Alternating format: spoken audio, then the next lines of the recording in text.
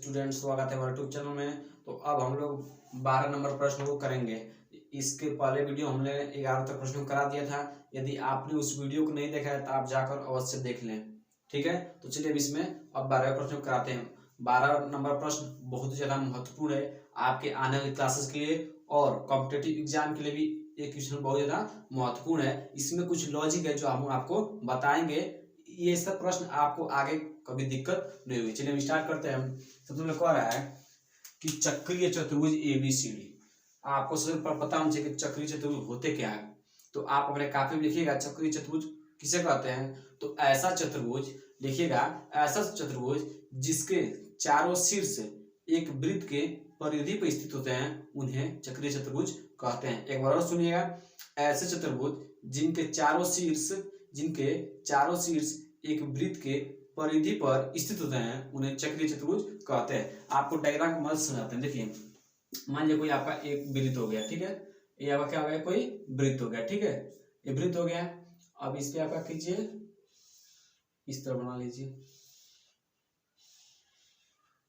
थोड़ा आप लोग अच्छा बनाइएगा, ठीक है। ऐसा समझ, ठीक है। ये आपका क्या हो गया, एक चक्रीय चतुर्भुज है। देखिए चारों शीर्ष यहाँ से ये वाला ये सब क्या है, एक वृत्त के परिधि पे स्थित है ना, तो इन्हें क्या कहेंगे, चक्रीय चतुर्भुज कहेंगे, ठीक है। अब देखिए, अब चक्रीय चतुर्भुज क्या है, एक खास बात होती है, एक खास गुण होता है, उसको आपको याद रखना बहुत ज्यादा जरूरी है, ठीक है। देखिए चक्रीय चतुर्भुज में क्या होता है कि जो इसके आमने सामने की कोण होती है इनका योग 180 डिग्री होता है। जैसे मान लीजिए मैं यहाँ एक व्यक्ति को खड़ा कर दूं तो इसके सामने वाला कोण क्या होगा, इसके सामने वाला कोण यही ना होगा। तो इन दोनों कोणों का योग कितना होना चाहिए, 180, सिर्फ चक्रीय चतुर्भुज में, ठीक है। मान लीजिए हमने एक यहाँ व्यक्ति को खड़ा करा दिया और कहे कि तुम देखो किसके सामने वाला कोण तुम्हारे कौन है। तो ये जब यहाँ से देखेगा तो इसके सामने वाला ये कोण होगा। अब देखिए इन दोनों कोणों का योग कितना होगा, 180। ये चक्रीय चतुर्भुज के एक खास बात होती है कि इनकी आमने सामने कोणों का योग 180 होता है, ठीक ना। चलिए हम इसको अब करा देते हैं, ठीक है। इस कोण को मान लीजिए आप कुछ, देखिए कोण ए दिया है तो आप इसको एक कोण ए मान लीजिए, इसको कोण बी मान लीजिए, इसको कोण सी मान लीजिए, इसको कोण डी मान लीजिए, ठीक ना। देखिए इसमें माना भी है, ठीक है। हमने इसको कोण ए मान लिया, इसको कोण बी मान लिया, इसको कोण सी मान लिया, इसको डी मान लिया, ठीक है ना। अब आपको इसमें कैसे प्रश्न करना है उसको बताते हैं, ठीक है। इसका पहले हम हल करते हैं। देखिए पहले एक बार प्रश्न पूरा पढ़ लेते हैं। एक चक्रीय चतुर्भुज ABCD में कोण ए इतना है, कोण बी इतना है, कोण सी इतना है और डी कोण इतना है। तो चतुर्भुज के चारों कोण ज्ञात कीजिए। आपको चारों कोण ज्ञात करना, ठीक ना। चलिए हम इसको हल करा देते हैं। हल कैसे करना आपको ध्यान रखिएगा, ठीक है। अभी हमने आपको एक गुण बताया है, कि क्या चक्रीय चतुर्भुज में आमने सामने कोणों का योग 180 डिग्री होता है। तो कोण ए प्लस कोण सी बराबर 180 होने के लिए होता है। ये दोनों कोण है, इन दोनों का योग कितना होना चाहिए, 180, क्योंकि क्या है, गुणधर्म है, इसका चक्रीय चतुर्भुज का गुण होता है। अब देखिए कोण ए का मान आपको यहाँ पर दिया है, तो कोण एक जगह पर आप कितना लिख दीजिए, ठीक ना। लिखिए 2x + 4 प्लस है, प्लस लगा देखो ना। कोण सी का मान क्या है, कोण सी का मान आपको यहाँ दिया, देखिए यहाँ दिया है 2y + 10 = 80, ठीक है ना। ये आपको क्या हो गया, हमने कोण ए का मान रख दिया, कोण सी का मान रख दिया, बस। अब देखिए इसमें कुछ जो सॉल्व हो रहा है उसको सॉल्व कर लीजिए, नहीं तो नीचे उतार दीजिए। देखिए 2x + 2y को हमने इधर लिख लिया, ठीक है। देखिए 10 × 4 = 14, ठीक ना। तो प्लस का 14 = 180, ठीक है। अब देखिए इधर प्लस का 14 हो जाएगा, किसमें जाएगा, माइनस का 14, ठीक ना। 2x + 2y = क्या आ जाएगा, 180 - 14। अब क्या कीजिए आप लोग उधर घटा लीजिए, 180 में से 14 कितना बचेगा, 166। इसको आप समीकरण 1 मान लीजिए, ठीक है। इसको आप समीकरण 1 मान लीजिए, ठीक है। इसको आप समीकरण 1 मान लीजिए। अब चलिए एक और हम समीकरण बनाते हैं, उसके मदद से हम समीकरण 1 और 2 को विलोपन से सॉल्व कर लेंगे, हमारा 100y का मान आ जाएगा, ठीक है। अब देखिए इन दोनों कोणों का योग 180 हुआ है, तो इन दोनों कोणों का योग तो 180 होना चाहिए ना। तो इन दोनों को लिखिए कोण बी प्लस कोण डी बराबर कितना होना चाहिए बताइए, 180। बहुत बढ़िया, ठीक है। आपको पता होना चाहिए, ठीक है। कोण बी का मान क्या दिया है, कोण बी का मान आपको दिया है y + 3, हमने y + 3 रख लिया, ठीक है। प्लस है, प्लस लगा दे। कोण डी का मान क्या है यहाँ पर, 4x - 5 = 180, ठीक है।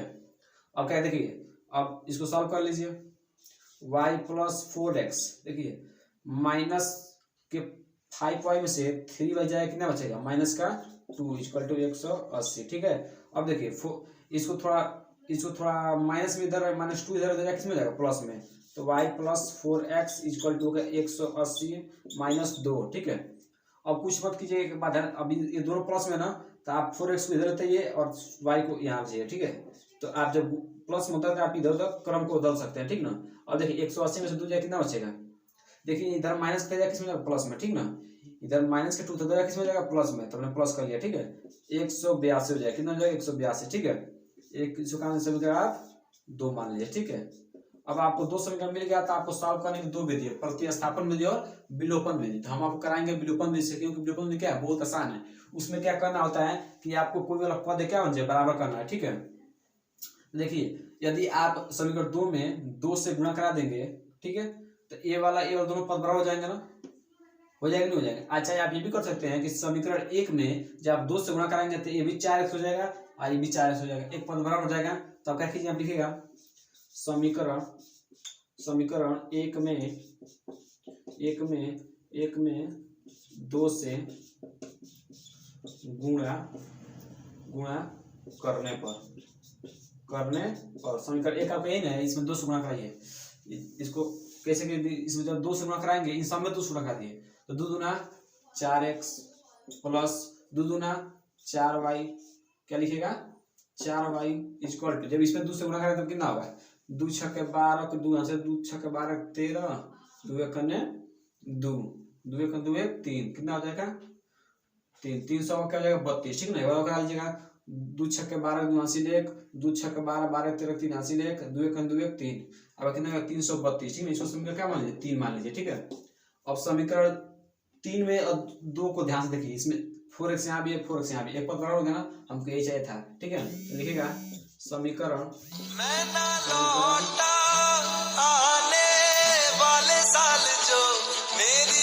समीकरण 1 में 2 से गुणा करने पर, समीकरण 1 आपका क्या है, समीकरण 1 आपका यही है, तो इसमें आपका क्या 2 से गुणा करिए, देखिए 2 से 2 दूना 4x प्लस 2 दूना 4y इक्वल टू, जब आप इसमें 2 से गुणा कराएंगे तो कितना आएगा 332। आप करा कर देखिए, इसको क्या मान लीजिए समीकरण 3 मान लीजिए। ठीक ना, अब देखिए समीकरण 3 को देखिए और 2 को देखिए, इसमें यहाँ भी 4x है यहाँ भी 4x, एक पद बराबर है ना, तो बस आपको यही चाहिए था। विलोपन में कोई एक पद बराबर करके उसको काट दीजिए, विलोपन में होता है कि एक पद क्या कीजिए बिलवा दीजिए। ठीक ना, तो चलिए मैं आज करके दिखाते हैं। लिखेगा समीकरण 2 और 3 क्या करना पड़ेगा, घटाने पर लिखेगा समीकरण 2 व 3 को यहाँ पर लिखेगा 3 को घटाने पर आप लोग अच्छे से लिखेगा। ठीक ना, समीकरण 2 आपका क्या है, यही ना है, समीकरण 2 आपको लिखेगा 4x plus y equal to आपका है कितना 180 182 है। ठीक ना, सॉरी 182। ठीक है, और समीकरण 3 आपका यही ना है 4x plus 4y equal to 332 हो गया। अब क्या कीजिए, आप यहाँ सॉल्व कीजिए, देखिए आप अब यहाँ प्लस यहाँ माइनस लगाइए, यहाँ प्लस यहाँ माइनस, यहाँ प्लस यहाँ माइनस। यदि आपको विलोपन विधि सॉल्व करना नहीं आता है तो हमने ऑलरेडी उसका एक वीडियो बना दिया है, आप जाकर उसे अवश्य देखिएगा, क्योंकि यदि आप विलोपन विधि नहीं करना सीखेंगे तो आपके आगे आने वाले क्लासेस में मैथ में आपको बहुत दिक्कत होगी। ठीक है, देखिए प्लस यहाँ माइनस, ये वाला पद कट जाएगा। ठीक ना, यहाँ पर जब घटाएंगे तो कितना आएगा 3y। ठीक है, माइनस का 3y। ठीक है, यहाँ पे जब घटाएंगे प्लस माइनस माइनस, यहाँ जो घटाएंगे जब कितना होगा, देखिए आप इधर घटाइए 332 में से 182 घटाइए। ठीक है, 0 यहाँ पर 13 में से 8 जाए 5, यहाँ पर 2 में से 150। ठीक ना, तो यहाँ पर माइनस 150 हो जाएगा आपका। ठीक है, देखिए यहाँ प्लस यहाँ माइनस, प्लस माइनस माइनस, आप जब माइनस 332 में से 182 घटाएंगे तो आपका माइनस 150 आएगा। ठीक ना, माइनस माइनस कैसे हो जाएगा, यहाँ पर 3y इक्वल क्या आ जाएगा 150। ठीक है, देखिए 3 किधर में गुणा में जाएगा, किस हो जाएगा भाग में, तो y इक्वल क्या आ जाएगा 150/3, इसको काटेंगे तो आपको 50 भाग में कट जाएगा। 150 को जब 3 से भाग देंगे तो 50 में कट जाएगा। y का मान क्या आएगा आपका, y का मान आपका आ गया 50। ठीक है, y का मान आपका आ गया 50। देखिए हम जिस तरह करा रहे हैं आपको इस तरह कोई नहीं कराएगा, हमने एक एक स्टेप लेकर चल रहे हैं, क्योंकि आपके क्लास 8 एक ऐसा क्लास 8 में आपका मैथ का जड़ मजबूत कर रहे हैं। ठीक ना, यदि आप क्लास 8 में अच्छे से नहीं पढ़ेंगे, डीपली नहीं पढ़ेंगे तो आप क्लास 9 और 10 में भटक जाएंगे। ठीक है, इसलिए पूरा डीपली एकदम बता रहे हैं और क्या एक एक स्टेप लेकर चल रहे हैं आपको। ठीक है, तो यदि आपको वीडियो अच्छा लगा तो लाइक जरूर कीजिएगा। ठीक है, चलिए हम इसी तरह y का मान क्या रख दीजिए, समीकरण 1 में रख दीजिए, चाहे 2 में रख दीजिए, चाहे 3 में रख दीजिए, आपका x का मान आ जाएगा। ठीक है, तो इसमें जो भी आसान लगे उसमें आप रख दीजिए। ठीक है, तो हम इसमें 2 में रख देना। ठीक है ना, तो y का मान समीकरण 2 में रखने पर आपको एग्जाम में इसी तरह लिखना भी, तभी आपको फुल मार्क मिलेगा। ठीक है, समीकरण 2 का क्या यही ना, समीकरण 2 का 4x + y = 182। देखिए 4x + y जो 50 रख दीजिए, 50 + 50 = 182। ठीक है ना, देखिए 50 प्लस में जाके माइनस में, तो 4x = 182 - 50। ठीक है, देखिए यहाँ देखिए यहाँ पर प्लस में 50 था, जरा किस में माइनस में। ठीक है ना, यहाँ सब सॉल्व कीजिए, आपका आएगा कितना, यहाँ से आप घटाएंगे तो आपका आएगा देखिए 2 3 और 1। ठीक ना, अब घटा के लीजिए, इतना ही आएगा। देखिए इधर 4 किस में, गुणा में किस में होगा, भाग में।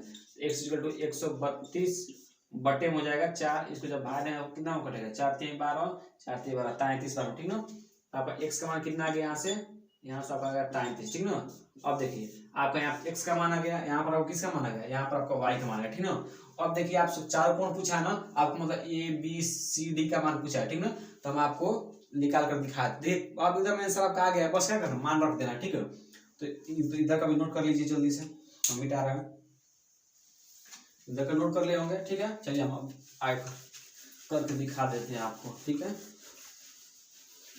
आंसर आपका आ गया, आप यहाँ खुद से कीजिएगा। ठीक है, देखिए आपको कोण ए चाहिए ना, तो कोण ए = कितना है ना, देखिए कोण ए = कितना है आपका, कोण ए = 2x + 4। ठीक है, तो कोण ए कैसे निकले, देखिए 2x का मान क्या है, यहाँ पर x का मान आपका 33, यहाँ पर 33 रखिए। ठीक है ना, +4। ठीक है, गुणा करें कितना होगा, 3 दूना 6, 3 दूना 6। ठीक है ना, प्लस के 4, कोण ए = कितना हो जाएगा, 70 अंश। ठीक है ना, और कोण बी आपको चाहिए, तो कोण बी = क्या होगा, कोण बी = y + 3 है ना, तो कोण बी = y का मान क्या आपका, y का मान 50, 50 रखिए, 50 + 3 = कितना हो जाएगा, और कोण बी = हो जाएगा आपका 53 अंश। ठीक है, ये हो गया आपका कोण सी = क्या, कोण सी क्या है 2y + 10। ठीक है, यही ना है, तो कोण सी 2y की जो क्या रखे, y की जगह पर रखिए कितना 50 + 10। ठीक ना, आपका कोण सी 50 दूना 100, और 100 में जब 10 जुड़ेंगे तो 110 अंश। ठीक है ना, ये आपको क्या हो गया, कोण सी हो गया। कोण डी आप खुद निकालिएगा, कोण डी का आप कोण डी = क्या, देखिए कोण डी = आपका है 4x - 5। ठीक है ना, आप x का मान रखकर गुणा करा लीजिए, घटा लीजिएगा 5 को। ठीक ना, इसको आपको कमेंट बॉक्स में बताना है, इसका आंसर आपको कमेंट बॉक्स में जरूर बताना है कि कोण डी का मान कितना है। ठीक है, अब इसमें किसी को दिक्कत है तो कमेंट करके जरूर बताइएगा।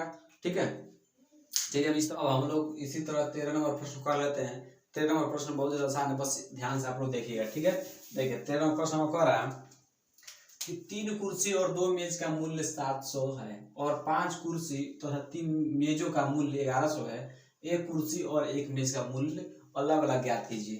तो कुछ नहीं करना आपको, पहले आपको मान लेना है कि एक कुर्सी का मूल्य 100 रुपया है और एक मेज का मूल्य y। ठीक है, उसके बाद इस क्वेश्चन को कैसे कराएंगे उसको आप ध्यान दीजिएगा। ठीक है, यही का हल। ठीक है, माना एक कुर्सी का मूल्य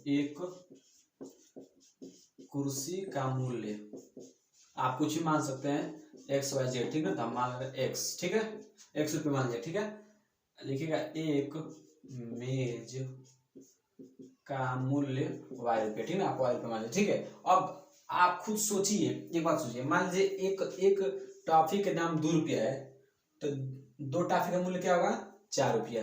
4 रुपया होगा ना, 3 टॉफी मूल्य कितना होगा, 6 रुपया। आप क्या कर रहे हैं, जितने टॉफी का मूल्य ज्ञात करना है आप उतने से करा गुणा करा। जैसे मान लीजिए हमने अभी पूछा कि एक टॉफी का मूल्य 2 रुपया है, तो 3 टॉफी कितने रुपया होगा, 2 3 6। तब क्या, इससे 3 से गुणा करा तभी 6 आया है। तो उसी तरह आपको इस प्रश्न में करना है। ठीक है, जैसे एक और उदाहरण समझिए, जैसे मान लीजिए एक सेव का दाम 4 रुपया है, तो 2 सेव का दाम कितना रुपया होगा, 8 रुपया। 3 सेव का दाम कितना रुपया, 12 रुपया होगा ना। तब क्या कर रहा है, 3 सेव का मूल्य निकालो, तो एक का पता है, उससे क्या कर रहा है, 3 से गुणा करा दे रहे हैं, तो आपको 3 सेव का दाम पता चल जा रहा है।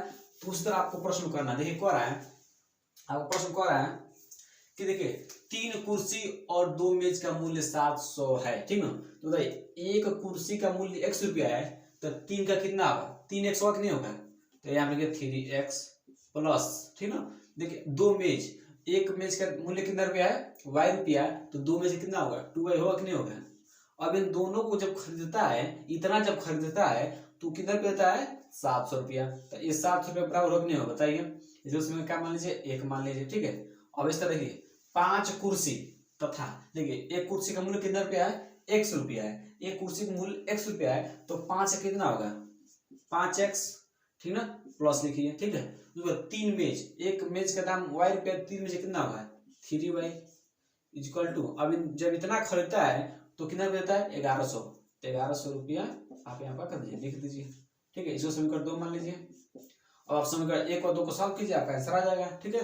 तो आप इसको सॉल्व करेंगे, क्या होना चाहिए, कोई विलोपन में सब जो सॉल्व करेंगे आपको कोई एक पद क्या होना चाहिए, बराबर होना चाहिए, ठीक ना। तीसरे देखिए इसमें कोई पद बराबर है, कोई नहीं। यहाँ पर 3x है, यहाँ पर 5x है, यहाँ पर 2y है, यहाँ पर 3y, कोई पद बराबर नहीं है। देखिए हम कैसे इसको बराबर करते, देखिए यदि समीकरण 2 में, समीकरण 1 में आप 3 से गुणा कराएंगे तो 3 गुना 6y हो जाएगा। और समीकरण 2 में आप 2 से गुणा करेंगे तो भी 6y हो जाएगा, ठीक ना। तो आप एक पद बराबर हो जाएगा, नहीं हो जाएगा। तो आप लिखिएगा, आपको किस लिखने को ध्यान दीजिए, लिखिएगा समीकरण 1 में 3 से व समीकरण 2 में 2 से गुणा करने पर, समीकरण 1 में किसे गुणा करने पर, 3 से, 3 सब में 3 से गुणा कराइए तो कितना आ जाएगा, 3 तरीके 9x प्लस 3 दूना 6y इक्वल टू, इतना 3 सत्ते 2100, ठीक ना। अब देखिए ये हो गया, इसको समीकरण आप 3 मान लीजिए। अब देखिए समीकरण 2 में किसे गुणा करना है, 2 से, तो 2 से गुणा करिए, 5 दूना 10x, 3 दूना 6y और 11 दूना कितना हो जाएगा, 22, ठीक है। इसको समीकरण क्या मान लीजिए, 4 मान लीजिए। अब समीकरण आपको लिखना होगा, समय यहाँ पे लीजिएगा, समीकरण 3 और 4 का करने पर, घटाने पर डायरेक्ट कर देगा, ठीक है। यहाँ पर लीजिए घटाने पर कर लीजिएगा, ठीक है। यदि आपको विलोपन नहीं आता तो आपको सीखना बहुत ज्यादा अनिवार्य है, ठीक है। देखिए यहाँ पर प्लस, यहाँ क्या लग जाएगा, माइनस का चिन्ह लग जाएगा, यहाँ प्लस, यहाँ माइनस, यहाँ प्लस, इसे क्या लगेगा माइनस। देखिए माइनस को 10x में से 9x जाएगा, कितना बचेगा, माइनस का x, देखिए माइनस प्लस माइनस, और पद कट जाएगा। अब देखिए घटा लीजिए यहाँ पर, अब माइनस का 2200 में से 21 हो जाएगा, कितना बचेगा, तो माइनस का 100 बचेगा, कितना बचेगा, 100। देखिएगा माइनस 2200 में से 21 हो जाएगा, कितना बचेगा, 100 बचेगा। माइनस माइनस कैंसिल, x का मान क्या आ गया, आपका आ गया 100, ठीक है। आपका x का मान आ गया, तो आप y का मान निकाल सकते हैं। x का मान किस में रखेगा, समीकरण 1 में रख दीजिए, तो लिखिएगा x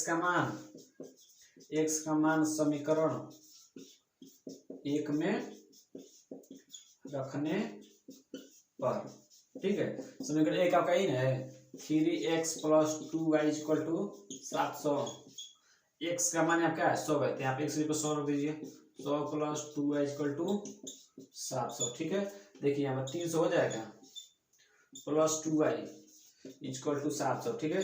देखिए इधर 300 प्लस हो जाएगा, किसमें जाएगा, माइनस में, 2y इक्वल टू कितना हो जाएगा, 700 माइनस 300, ठीक है।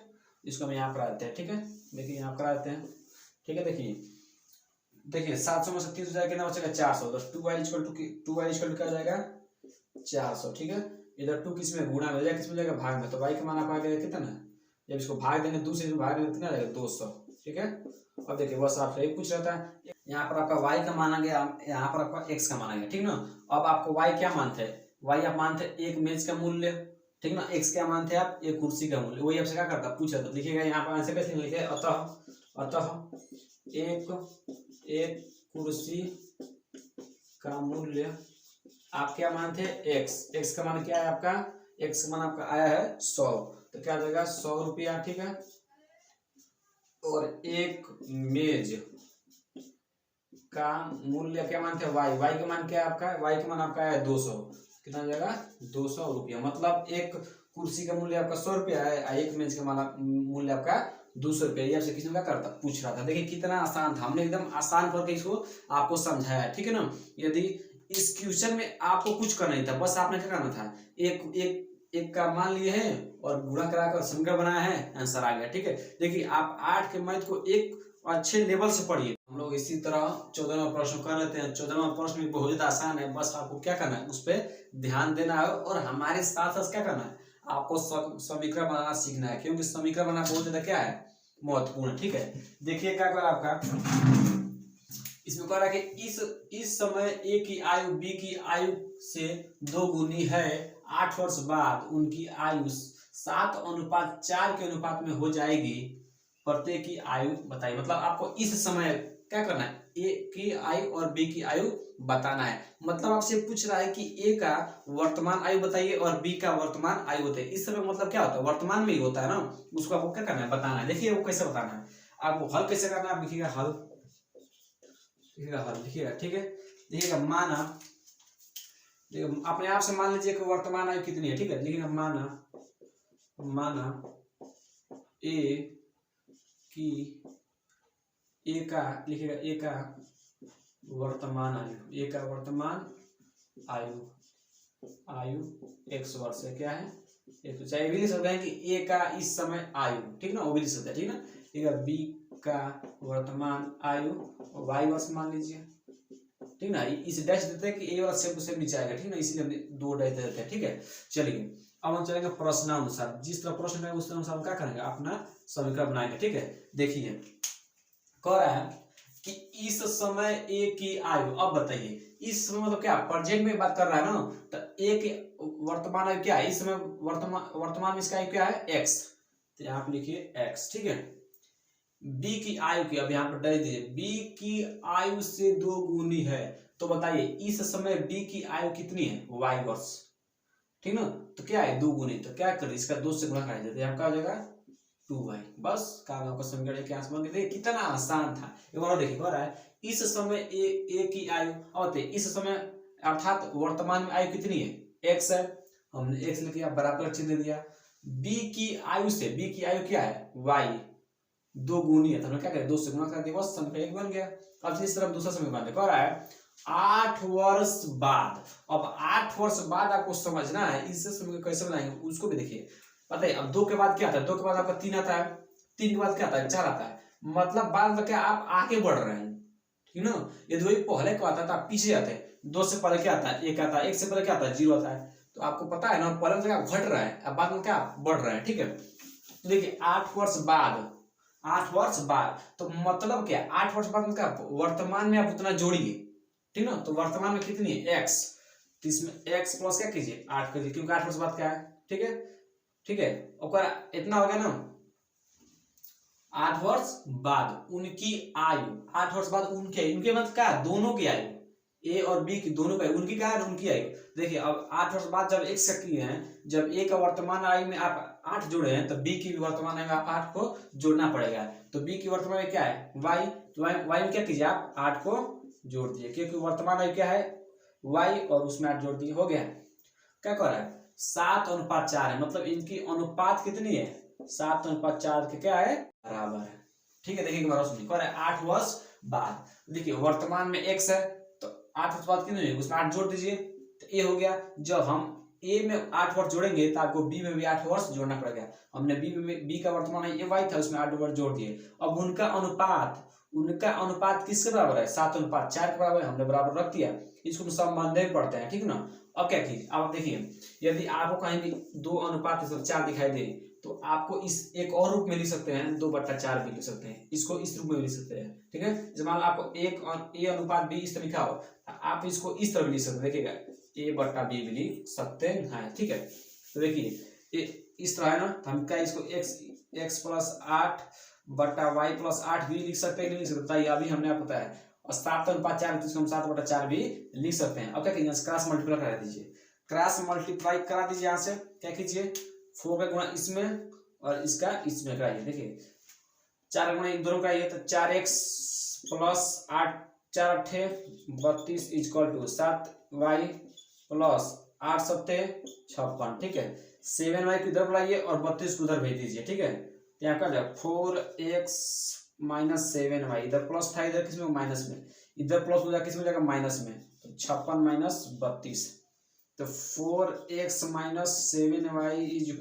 = कटा लीजिए, 6 में से 2 जाए 4 और 5 में से 3 जाए 2। ठीक ना, कितना आ गया आपका 24। देखिए घटा लिया, कितना आ गया ना। अब देखिए क्या कीजिए, अब आपको x का मान आप क्या दिया है, 2y दिया है ना, तो x का मान यदि यहाँ पर रख देंगे, तो आपको सॉल्व हो जाएगा कि नहीं हो जाएगा। देखिए x का मान आपको 2y दिया है, तो x के स्थान पर आप 2y रख सकते हैं ना, बिल्कुल रख सकते हैं। रखिए यहाँ पर x या 2y रखिए, x से 2y दिया, -7y इक्वल टू क्या 24, ठीक ना। सॉल्व कीजिए इसको, इसका गुणा करिए इसमें, 4 गुना 8y minus 7y equal to क्या 24, ठीक है। 8y में से 7 जाएगा, y कितना हो जाएगा y, तो y इक्वल कितना जाएगा 24। अब जब सुनिएगा, सुनिए सुनिए सुनिए, जब आपका y का मान आ गया तो x का मान निकालना कोनो भारी है? अरे बताइए, आपका तो मैथ एकदम आसान हमने कर दिया है कि जब अपने y का मान निकाल दिया तो y का मान आप चाहे इसमें रखिए, किसमें रख लीजिए, चाहे आप y का मान इसमें रख दीजिए तो वो आपका आंसर आ जाएगा, ठीक है। लेकिन आप x का मान, अच्छा y का मान आप इसमें रख दीजिए तभी आंसर आ जाएगा। लेकिन समझिए, आप हमारे पास ना कोचिंग पढ़ते हैं तो आप सबसे आसान तरीका खोजिए किसमें रख के तुरंत आंसर आ जाए। तो y का मान रखे, तुरंत गुणा करा, x का मान आ गया, देखिए तो लिखेगा y का मान समीकरण किसमें रखने पर, एक में रखने पर। इसी तरह आपको एग्जामों में लिखना है, ठीक है ना। अगर नहीं लिखे तो आपका नंबर कट जाएगा। x इक्वल टू क्या है 2, समीकरण का पेन है तो x इक्वल टू 2, y का मान क्या रख दीजिए यहाँ पर 24 रखिए। अब बताइए इसके बीच में किसका संबंध है, जोड़ घटाना गुणा भाग किसका, गुणा का, ठीक ना। तो 24 में क्या हो जाएगा 48, बस। अब देखिए आपको x का भी मान आ गया और y को भी मान आ गया। अब आपने x और y को क्या माना था, x को आप माने थे a का वर्तमान आयु और b का क्या मान थे, y का क्या मान थे आप, b का वर्तमान आयु। आपसे वही दोनों पूछ रहा था। अतः a का इस समय भी आयु लिख सकते हैं, अच्छा वर्तमान में भी आयु लिख सकते हैं, दोनों एक है, ठीक ना। a का वर्तमान आयु कितना होगा, आप a का वर्तमान आयु क्या मान थे x का मान क्या है 48 वर्ष, ठीक है। अब इसलिए लिखिएगा b का वर्तमान आयु क्या मान थे, y मान थे ना, b का वर्तमान आयु y, तो y का मान क्या है 24, हम क्या लिखेगा 24 वर्ष। बस आपका यही क्या हो गया आंसर हो गया। देखिए कितना आसान लग रहा है, एकदम मैथ एकदम आपको हलवा बना के हम समझा देंगे, ठीक है। बस आपको क्या करना, हमारे साथ अंत तक जुड़े रहना है और आपको हम मैथ में एकदम टैलेंटेड नहीं कर देता, आप हमसे कहिएगा, ठीक है। तो आप 14 प्रश्न आपको एकदम समझ में आ गया था, ठीक है। अब से इस तरह हम लास्ट क्वेश्चन कर लेते हैं, उसके बाद आपको हम कुछ होमवर्क देंगे, आपको कमेंट बॉक्स में आंसर जरूर बताना। चलिए हम इस तरह अब 15 नंबर प्रश्न को कर लेते हैं। तो इसी तरह आखिरी नंबर प्रश्न कर लेते हैं। आखिरी नंबर प्रश्न मतलब आपको सिंपल में कराना है, ठीक ना। इस तरह का प्रश्न हम आपको चैप्टर पढ़ाने के बाद, अर्थात आपको 10 चैप्टर पढ़ाने के बाद आपको इस तरह का प्रश्न हम और डीपली कराएंगे अलग से, ठीक है ना। आपके बुक्स नहीं, हम अलग बुक से आपको कराएंगे, उसमें आपको डीपली पढ़ाएंगे। इसमें क्या करते हैं, आपको सिंपल में बताते हैं, ठीक ना। चलिए देखिए क्वेश्चन सॉल्व करते हैं हम।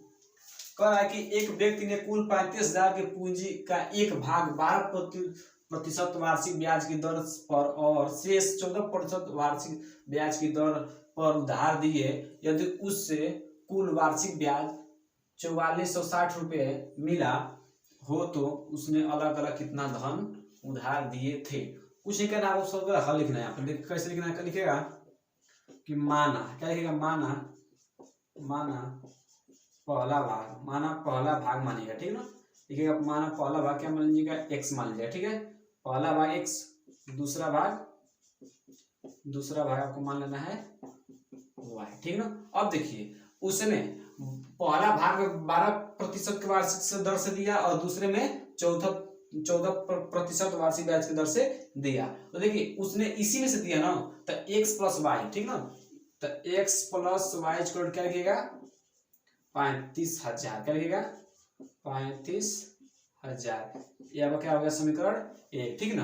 अब देखिए कह रहा है ये तो इतना हो गया कि एक व्यक्ति ने कुल मतलब इन दोनों भागों का मतलब कुल मतलब ही ना 1 भागे 35,000 के पूंजी का एक भाग 12%। एक भाग आपका क्या है, पहला भाग क्या है आपका x, तो देखिए x कितने प्रतिशत है 12% ना, लिखिएगा 12/100, ठीक ना। आपको सिंपल करा रहा है प्लस, ठीक ना, 12% के ब्याज की दर से और शेष में क्या दूसरा भाग क्या है y, तो y गुण क्या लिखेगा 14/100 हो गया।